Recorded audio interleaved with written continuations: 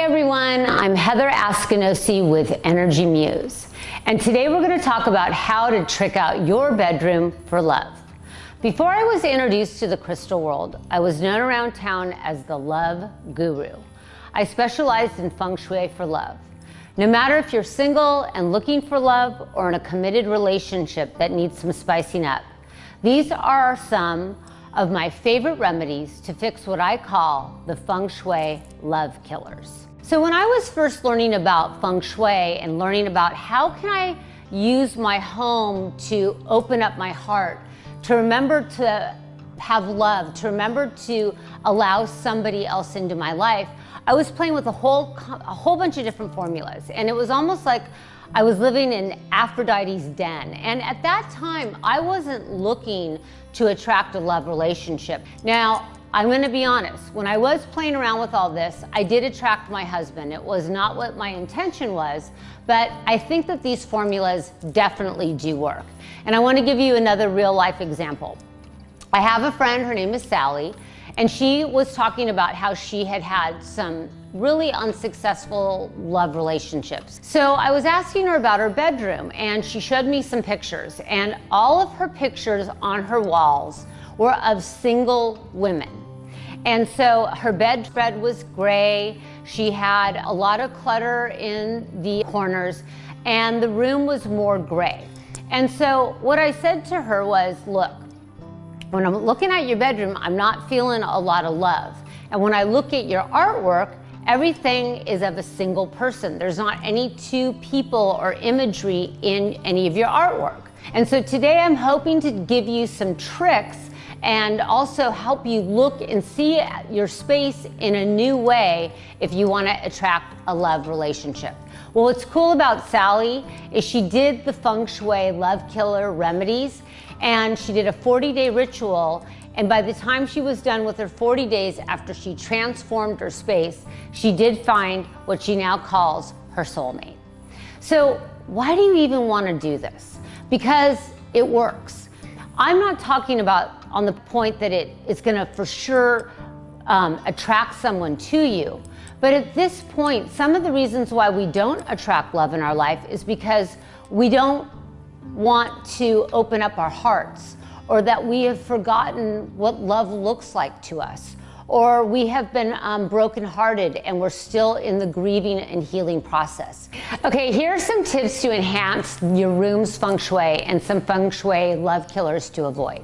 What I find a lot is that when I go into a bedroom and someone's like, you know what, I really want to attract somebody in my life, but they have their bed against the wall. And what that subconsciously is saying is, look, only one person's going to get in the bed. So it's really important, if you can, to have your bed aligned so it's not aligned against the wall, it's in the middle, or at least there's some space. Leave some space on both sides so two people can enter the bed. It's a quick fix and it makes a huge, huge difference. A lot of times I see people sleeping under a beam. If you look up, the beam actually divides the bed. And energetically, what that does is it causes a division between two people that are sleeping in the bed. A really simple remedy is to put some kind of curtain or drapery over the beam so that it doesn't plunge down on you or cause any heavy energy above you that could misplace your alignment. I also think that comforters and colors make a big difference. So for example, I would definitely, when you're trying to upgrade the vibration of love, to maybe for a while keep away from the blacks and the dark grays, and think of something more light and soft and pastel-y, and try to sleep on sheets that have that kind of energy to them. Some pinks, they have some really good rose and blush colors, or things that have little roses on them. One of the biggest Feng Shui love killers that I see, and I'm telling you right now, this is a huge one, please, please, please listen, are mirrors in the bedroom. Mirrors in the bedroom, they activate energy, and especially if you can see your bed in the mirror. And what it says is that maybe it brings a third party into the relationship. Also, energy goes into a room, it's beaming off the mirror. It could cause insomnia at night. So I highly, highly suggest, if you do have a mirror that's doubling your bed, try to get a curtain over the mirror or try to cover up the mirror. You don't have to take the mirrors out, just do something to cover it up. You will feel a difference. And it definitely is a remedy if you think that maybe there's a third party in the relationship, or you want to make sure that there is not a third party in the relationship. Keep the mirrors out of the bedroom. Also, a lot of people have pictures of family in the bedroom. And I'm not saying that that's a bad thing, but for people that are like, hey, you know what? I feel like my family members and my friends are so integrated in my relationships, I just need some space. Keep those pictures in your house, but take them out of the bedroom. The bedroom is for you and your partnership, or if you're looking to attract a partner, it's your sacred space to nurture yourself. It's for you and the person that you want to bring into your life. And what's interesting is that when we are single, we usually will have on our walls in our bedroom either landscape pictures or one person in a picture, and it's like what's going on in our subconscious mind. Bring in pictures of roses or hearts or things that look like love to you. But I ideally want to see, if you want a human being in your relationship, bring a human being into the art in the room and make sure that there's two of them. If you have any dead plants in the room, get rid of them. One feng shui kind of trick is two mandarin ducks in the southwest quadrant of your bedroom. Well, why mandarin ducks? Well, the mandarin ducks are known to mate for life. It's a relationship of two people that are coming together. Some people want to even strengthen that, and you could take a piece of red string, cut it 9 inches, and tie it around.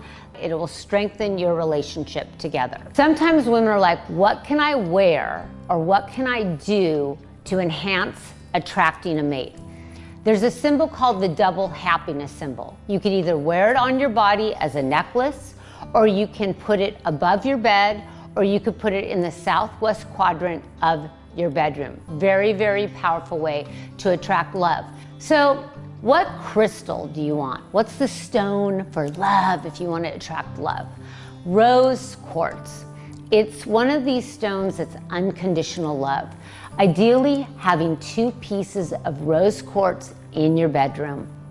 You always want to program your crystals when you first get them.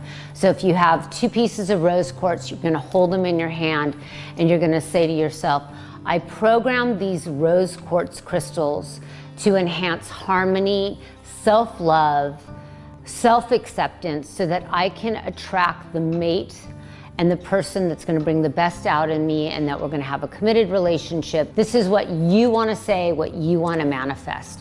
And then you're going to take these 2 pink rose quartz, and you could either put them on your nightstand, or if you want, you could put them under your mattress and sleep on them.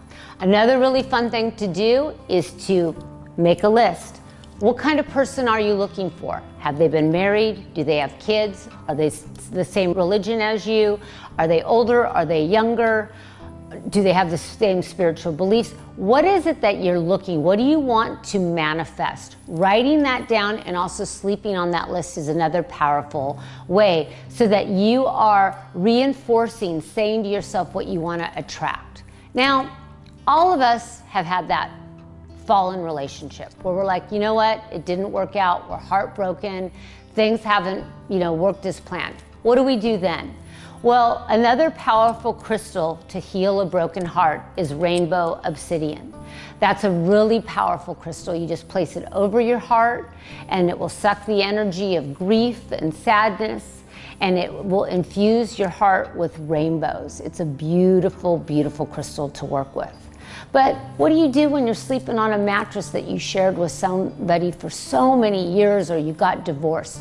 Well, 2 things you could do. You could either get a new mattress, but kind of a very cool ritual that you can do is you take all the sheets and everything off your bed, and you get about 9 white roses, and you take the petals off and you hold them in your hand, and you put the intention that all these white rose petals are going to absorb anything negative, anything sad, anything that could be in this mattress that held pain, and you're going to put those all over your mattress, and you're going to open up the windows and you're going to let the sun in, and you might even light a candle and put another intention, and just let it sit throughout the day and let all those rose petals absorb all that energy.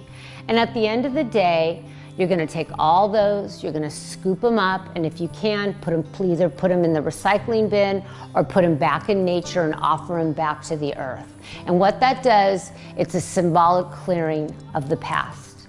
So all of these tricks or shifts or different remedies that we do, they're helping us to reprogram our brain. They're helping us to rewire our heart. And they're helping us to remember that we are love. So Feng Shui is about using your environment so that you mirror back to you what you want to be. So if you're guilty of any of these Feng Shui faux pas, make the necessary changes. See how it affects your life and tell us about it in the comments below. I hope these tips help you energetically shift your bedroom to embody the energy of love. Remember to go to energymuse.com and sign up for our newsletter. It's filled with tips, secrets, and rituals to help you supercharge your life with crystals. And don't forget to pick up our new book, Crystal Muse, to learn more ways to invite love into your life. So always remember to let your heart lead the way. Namaste.